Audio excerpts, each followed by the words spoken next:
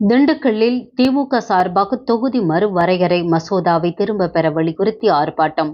நாடாளுமன்ற உறுப்பினர்கள் எண்ணிக்கையை 543லிருந்து 816ஆக உயர்த்துவது மற்றும் தொகுதிகளை மறுவரையறை செய்வது தொடர்பான மசோதாக்களை கொண்டுவர மத்திய அரசு திட்டமிட்டுள்ளதாக தகவல் வெளிவந்துள்ளது.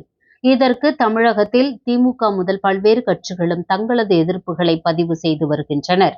முதல்வர் ஸ்டாலின் ஏப்ரல் 16 இன்று இதனை எதிர்த்து தமிழகம் முழுவதும் கருப்பு கொடி போராட்டம் நடைபெறும் என்றும் அறிவித்துள்ளார்.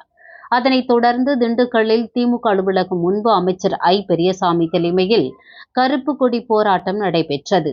இதில் திமுக மற்றும் மதசார்பற்ற முற்போக்கு கூட்டணி கட்சியினர் ஏராளமானோர் கலந்து கொண்டு கருப்பு கொடி போராட்டம் நடத்தி தொகுதி மறுவரையறை சட்ட வரைவு மசோதாவை திரும்ப பெற வலியுறுத்தி மத்திய அரசுக்கு எதிராக கோஷங்களை எழுப்பினர்.